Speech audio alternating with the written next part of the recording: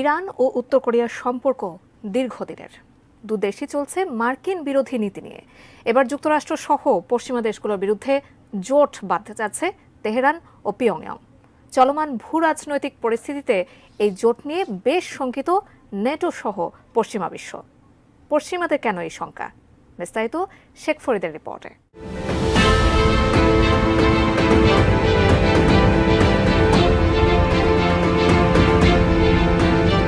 চীন ও রাশিয়ার মতো পরাশক্তির বাইরে বর্তমানে যুক্তরাষ্ট্রের সবচেয়ে বড় মাথা ব্যথার কারণ হয়ে দাঁড়িয়েছে উত্তর কোরিয়া ও ইরান। চলমান ভূরাজনৈতিক পরিস্থিতিতে তেহরান ও পিয়ংইয়ং উভয়ই যুক্তরাষ্ট্র বিরোধী নীতি নিয়ে চলছে। এমন পরিস্থিতিতে দুই দেশের জোট নিয়ে বেশ শঙ্কিত নেটো। শুধু তাই নয়, এই দুই দেশের পরমাণু কৌশল নিয়েও বিস্তর আলোচনা চলছে পশ্চিমা দেশগুলোর মধ্যে।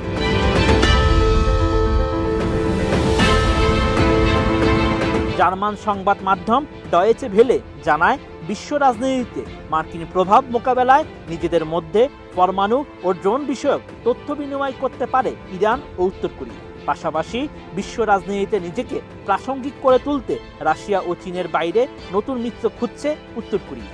ফলে মধ্যপ্রাচ্যের প্রবল মার্কিন বিরোধী দেশ ইরানের উপর আস্থা রাখতে চাইছেন কিম জং উন। সিওলে university of North Korea studies এর অধ্যাপক কিম সুং কিউং জানান, উত্তর কোরিয়ার ধারণা যুক্তরাষ্ট্রের বিরোধিতা ও ইরানের পাশে দাঁড়ানোর একটা ভালো সুযোগ তাদের সামনে এসেছে। পাশাপাশি তেহরানের কাছে অস্ত্র ও সামরিক প্রযুক্তি বিক্রি করার একটা সুযোগও পাওয়া গেছে বলে মনে করছে পিয়ংইয়ং। দুই দেশের উপরই পশ্চিমা নিষেধাজ্ঞা রয়েছে, যার মধ্যেই কিছুটা আর্থিক সুবিধা পেতে চাইছে উত্তর কোরিয়া।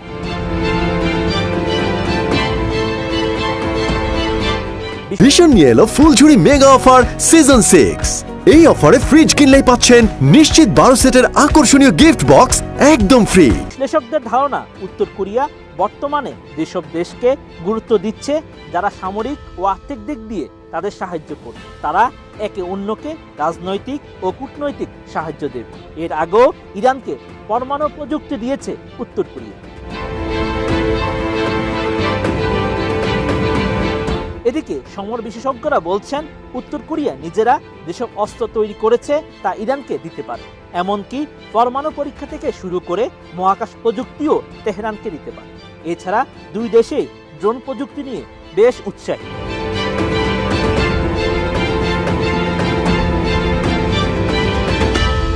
এর বাইরে উত্তর কোরিয়ার কাছে ইরান থেকে তেল পাওয়াটাও খুব জরুরি। রাশিয়ার মাধ্যমে এই তেল উত্তর কোরিয়ার কাছে পৌঁছে দেওয়ার চেষ্টা করতে পারে ইরান। গত এপ্রিলে ইরানে একটি উচ্চ পর্যায়ের বাণিজ্য ও আর্থিক প্রতিনিধি দল পাঠিয়েছিল উত্তর কোরিয়া। এর আগে 2019 সালে একই ধরনের প্রতিনিধি দল পাঠায় পিয়ংইয়ং। এসব সফরে দুই দেশের মধ্যে কোনো সমঝোতা হয়েছে কিনা তা নিয়ে দুই দেশই মুখ বন্ধ রেখেছে। তবে সামরিক প্রযুক্তি, পরমাণু অস্ত্র ও ব্যালিস্টিক ক্ষেপণাস্ত্র নিয়ে কথা হয়েছে বলে জল্পনা চলছে। Sheikh Farid, ATN news.